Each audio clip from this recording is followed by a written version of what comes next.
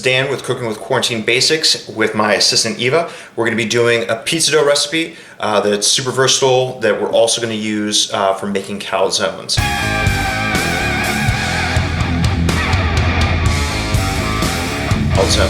So we're going to walk through step by step.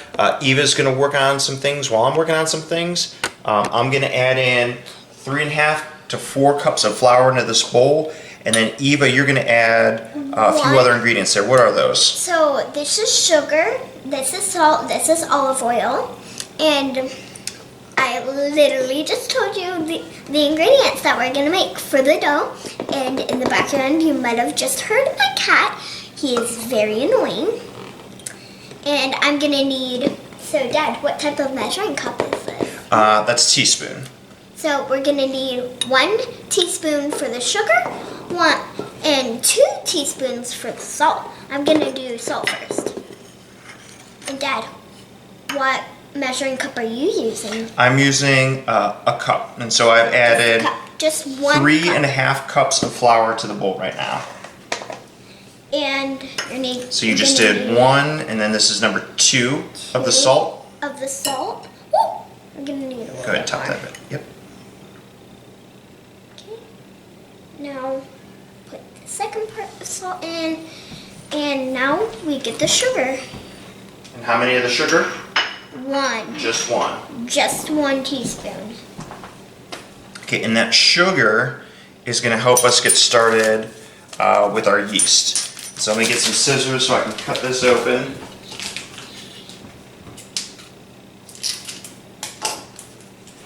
And then I'm going to add that yeast in. And then I'm going to give that a stir with my hand just to get all those dry ingredients incorporated. And then we've got... What measuring tool is this one? That is a tablespoon. And so what we're going to do with the tablespoon is we're going to add in our olive oil. So that's our next step. I'm going to open the olive oil. It's very easy. So I'm just getting this incorporated here. The type of olive oil we have is extra virgin olive oil. And actually, yeah, having a good quality olive oil is super important to this recipe since there's so few ingredients. This is also from Crete. This is from Crete. So it's a very high quality Greek olive oil that comes from a single estate.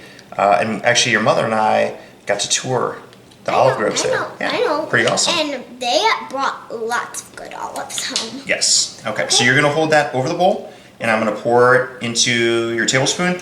And then what I want you to do is then drizzle that across the bowl, okay? So we're going to get... So cool. Okay. All right, go ahead and drizzle that. Ooh, it's all drizzle. Drizzle. More like hard pour. More like hard pour. One more? One more. Ready? So you're going to need 2 tablespoons? 2 tablespoons. 2 tablespoons of this. Drizzle. I'm going to rotate it. There you go. It's done. Okay, just go ahead and set that aside.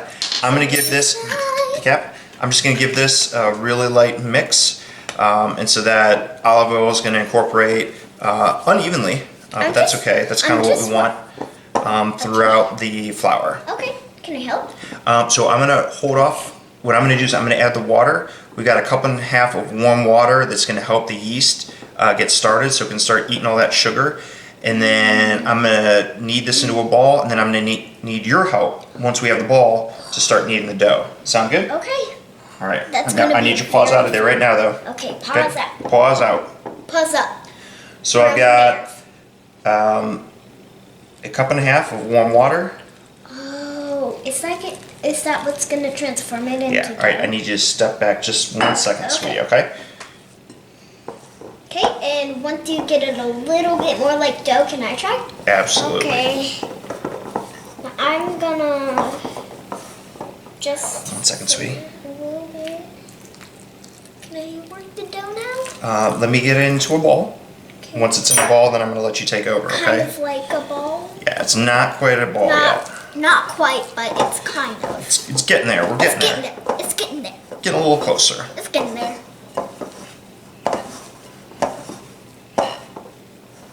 Making so much noise. Got a dry spot here. That noise. And you can do this in a stand mixer. And we actually have a stand mixer. I really like working the dough by hand. Yeah, we actually have a stand mixer back there. You can't see it, but yeah, there is the big stand mixer. And it says KitchenAid, and we never really use it. It's actually very nice KitchenAid. Unless we're making cookies, we use Yes, definitely at Christmas time. Only if we're making cookies. Like at any time if we're making cookies. I'm getting the dough off my hands and putting it on the counter. Okay, it's my turn. Yeah, so I'm going to try to get the dough off my hands as well. And there's no graceful way to do this, so I'm going to do it off camera. Okay, and Dad, you're not pressing the button. I'm not pressing the button. Not pressing the button. All right, so depending on how sticky that is, we may want to add sticky. a little bit more flour, just to help keep it all together. And what you do to knead the dough is you just press, push, fold, press, push, fold. And you want to do that 3 or 4 times, and I've done it about 4 times, or 5 on accident. Okay, and I'm just going to kind of play with the dough, like it's Play-Doh, but not really make it into a cookie, because we don't want that. And yeah.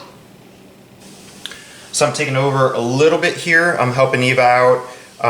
The dough is a little bit sticky, so I'm going to go ahead and just add in just a little bit more flour, just to help bring things right back together and dry them out just a little bit.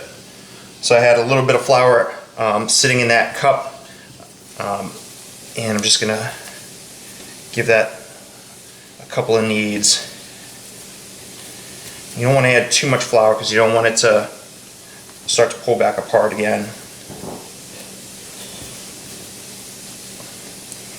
But this is actually coming together really well right now. And I don't want to overwork it, but you can kind of see as this is really starting to come together. I just washed my hands because the dough was way too sticky at first, but now it's perfect. Dad, you fixed it. There we go. And now we're just going to set it to the side and let it rise.